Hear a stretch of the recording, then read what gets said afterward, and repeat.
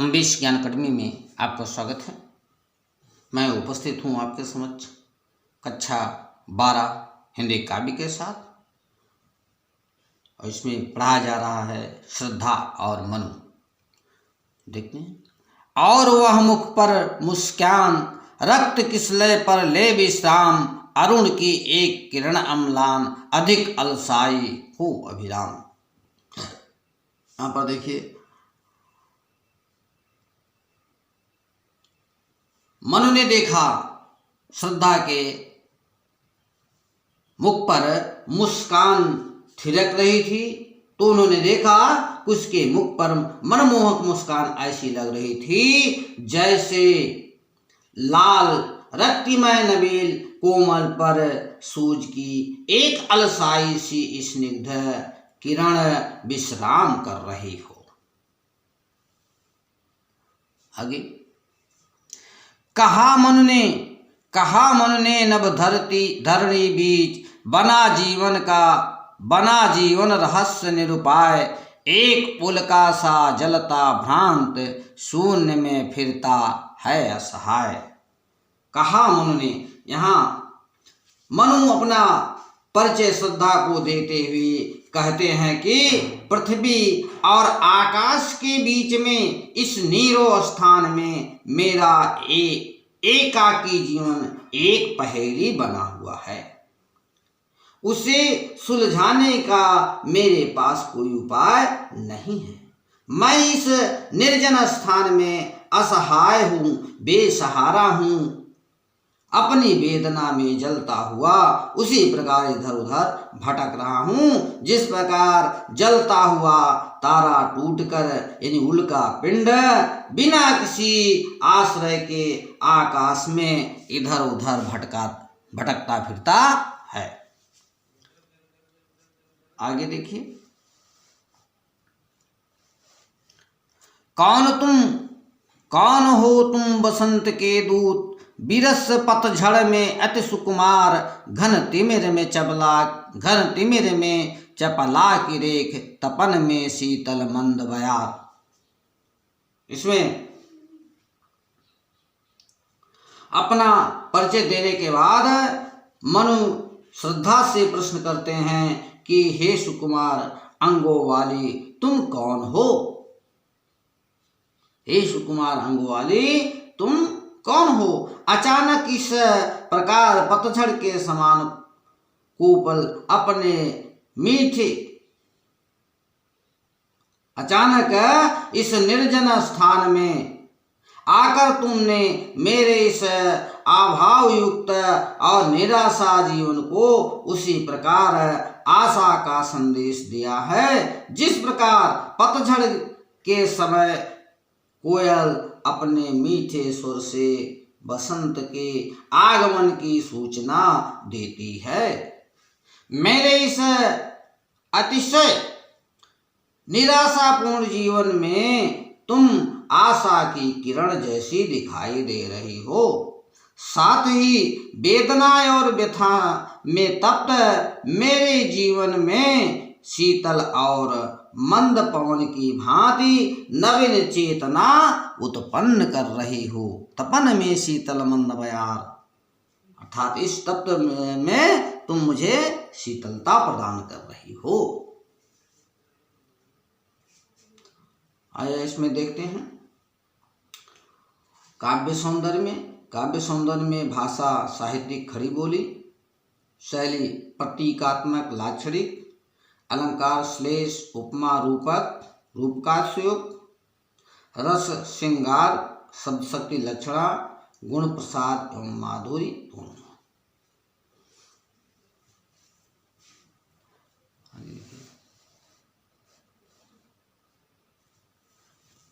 लगा कहने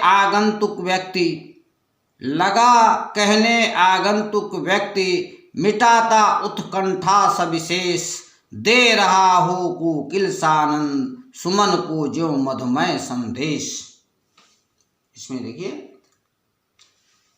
मनु के पूछने पर अभी कुछ देर पहले ही अपने आने वाले व्यक्ति, जिसका नाम श्रद्धा था, ने अपने विषय में सब कुछ जानने के लिए विशेष रूप से उत्कंठित मनु की जिज्ञासा शांत करने के लिए अपना परिचय आरंभ किया। उसकी मधुर वाणी मन को ऐसी लगी जैसे कोयल आनंद से भरकर फूलों को मधुमय वसंत के आने का संदेश सुना रही हो।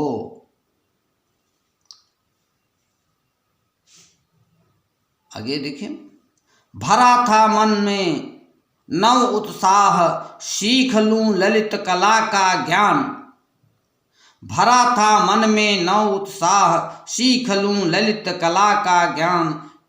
इधर रह गंधर्वों के देश, पिता की हूँ प्यारी संतान। वो अपना परिचय बताती है कि मेरे अंदर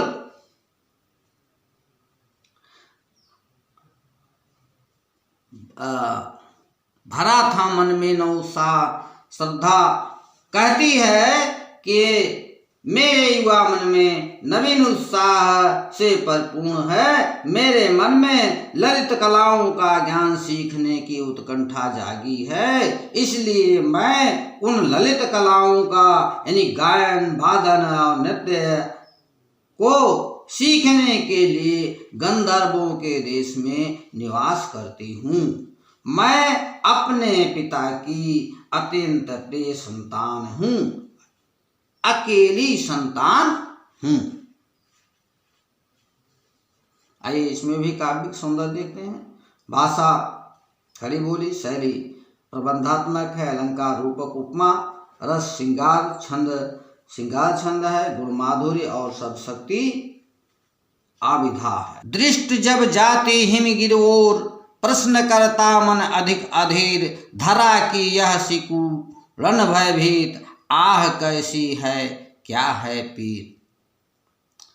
यहां श्रद्धा कहती है कि जब जब मेरी दृष्टि इस उन्मुक्त हिमालय पर पड़ती है, जब जब मेरी हिमगिर अर्थात हिमालय, जब जब मेरी दृष्टि इस हिमालय पर पड़ती है, ऊंचे हिमालय पर पड़ती है, तब तब इसके संदर्भ में विस्तार से जानने के लिए मेरे मन में अनेकों प्रश्न उठकर मुझे बेचैन कर देते हैं। पृथ्वी की सिकुड़न के समान मन को भयभीत कर देने वाले इस ऊंचे हिमालय का आखिर स्वरूप क्या है और इसमें निवास करने वाले लोगों की पीड़ा यानी दुख दर्द क्या है। इसी प्रकार के अनेकों प्रश्न मेरे मन में निरंतर उठा करते हैं। आह कैसी है अर्थात उनकी पीड़ा क्या है पीड़, उनके दुख दर्द क्या है, ये जानने की मेरे अंदर बराबर जिज्ञासा बनी रहती है। आगे देखते हैं। बढ़ा मन और चले ये पैर, शैल मालाओं का श्रृंगार। आंख की भूख मिटी यह देख, आह कितना सुंदर सा भार। श्रद्धा आगे कहती है कि जब मुझे मेरे प्रश्नों का कोई समाधान नहीं मिला, तब मेरे मन ने निश्चय किया क्यों ना इस हिमालय क्षेत्र में घूमकर इसके विषय में जाना जाए। इस प्रकार मेरे मन का उत्साह बढ़ता गया और उसी उत्साह में मेरे पैर स्वयं ही पर्वतमालाओं का अनुपम सौंदर्य देखने के लिए आगे बढ़ गए। हिमालय में घूमते घूमते मैंने इसके अनुपम सौंदर्य का पान जी भर करके किया, जिससे इसके सौंदर्य दर्शन की मेरी आंखों की भूख मिट गई। अर्थात हिमालय के सौंदर्य को देखने की मेरी उत्कंठा शांत हो गई। आह कितनी अद्भुत है इस हिमालय की सौंदर्य संपन्नता। वास्तव में यह सौंदर्य की पूर्णता का श्रेष्ठ प्रतिमान है। क्या है? प्रतिमान है।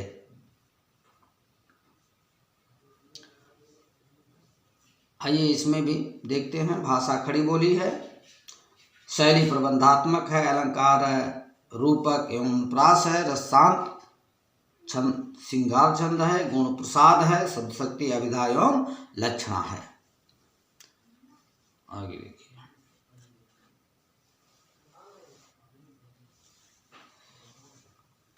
यहाँ देखा कुछ बलि का अन्न, भूत हित रत किसका यह दान, इधर कोई है अभी सजीव, हुआ ऐसा मन में अनुमान। यहाँ देखा कुछ बलि का अन्न। श्रद्धा कहती है, मैं हिमालय की शोभा देखते देखते जब यहाँ तक पहुंची, तब मैंने यहाँ संसार के सभी प्राणियों के भरण पोषण के लिए गृहस्थों द्वारा प्रतिदिन अपने भोजन में से निकाले जाने वाले अन्न के अंश को बिखरे देखा। उस अन्न को देखकर मैं चौंक उठी कि बलि के रूप में दान किया गया यह अन्न यहाँ निर्जन प्रांत में कहाँ से आया। तब मैंने अनुमान लगाया कि यहाँ आसपास में कोई जीवित व्यक्ति अवश्य रहता है, उसी ने यह बलि का अन्न यहाँ बिखराया होगा और मैं उस व्यक्ति को ढूंढते ढूंढते आप तक पहुंच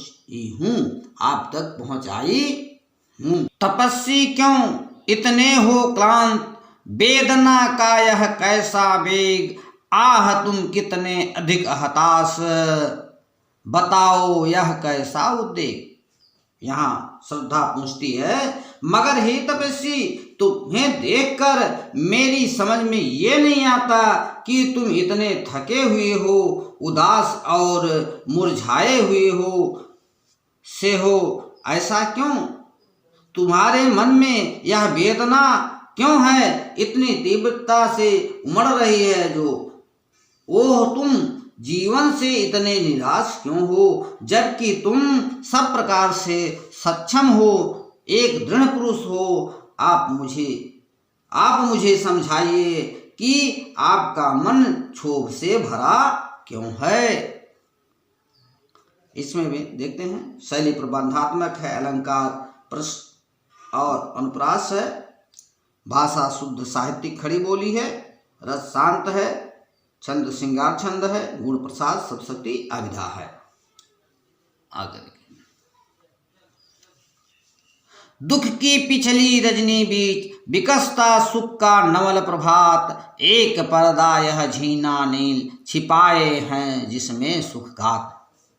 दुख की पिछली रजनी बीच, यहाँ श्रद्धा मन को सांत्वना देते हुए तथा उन्हें प्रेरित करते हुए कहती है कि दुख की पिछली काली रात के बीच ही सुख का नया सवेरा विकसित होता है। बीती हुई रात के झीने नीले धुंधले के समान बीते हुए दुख की अनुभूति सुख के बीच में पर्दा बनी हुई है। वह सुखमय अरुण के प्रभाव प्रकट होने का ही पूर्ण संकेत देता है। जिसे तुम समझे हो अभिशाप, जगत की ज्वालाओं का मूल, इसका वह रहस्य वरदान, कभी मत इसको जाओ भूल। जिसे तुम समझ रहे हो, आगे श्रद्धा कहती है, जिस दुख को तुम श्राप समझ रहे हो, श्राप समझते हो और यह समझते हो कि वह संसार की पीड़ा का कारण है, वह ईश्वर का रहस्यमय वरदान है, क्योंकि यही पीड़ा मनुष्य को सुख प्राप्ति के लिए प्रेरित करती है। इसे तुम कभी ना भूलना। आगे देखिए, लगे कहने मनु सहित विषाद, मधुर मारुत से ये उच्छ्वास, अधिक उत्साह तरंग अबाध, उठाते मानस में सविलास। उठाते मानस में सविलास।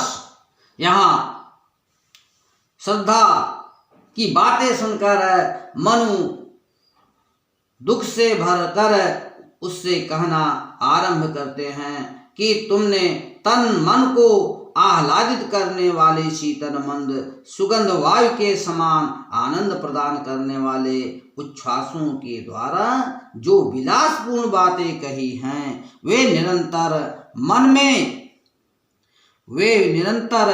मन में उत्साह की अधिक ऊंची तरंगे उमगाने लगी हैं, उठने लगी हैं। किंतु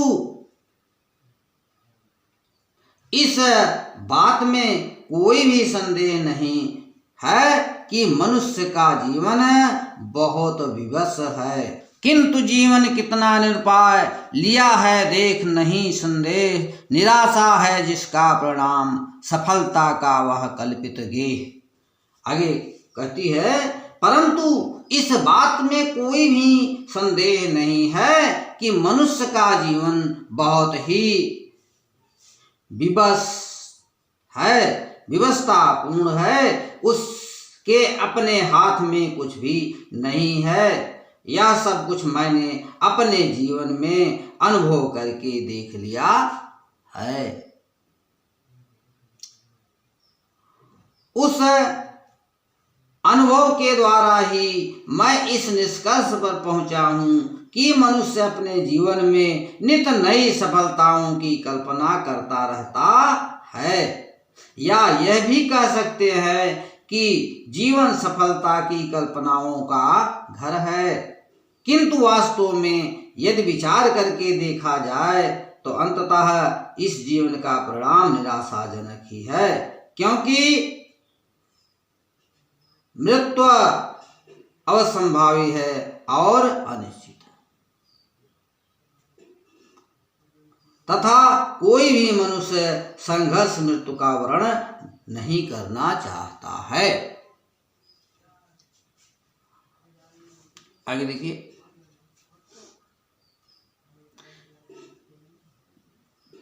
कहा आगंतुक ने सा स्नेह, अरे तुम इतने हुए अधीर, हार बैठे जीवन का दांव, जीतते मरकर जिसको वीर। आगे श्रद्धा कहती है, मन की बात सुन करके आने वाले व्यक्ति अर्थात श्रद्धा ने स्नेह के भाव के साथ मन से कहा, करे ऐसा प्रतीत होता है कि तुम तो अपना धैर्य खो बैठे हो और अपने जीवन में उस सफलता को प्राप्त करने के लिए निराश हो चुके हो, जिसे कर्मशील व्यक्ति, धैर्यशाली व्यक्ति, साहसी पुरुष व्यक्ति अपने कठिन परिश्रम के आधार पर प्राप्त करते हैं।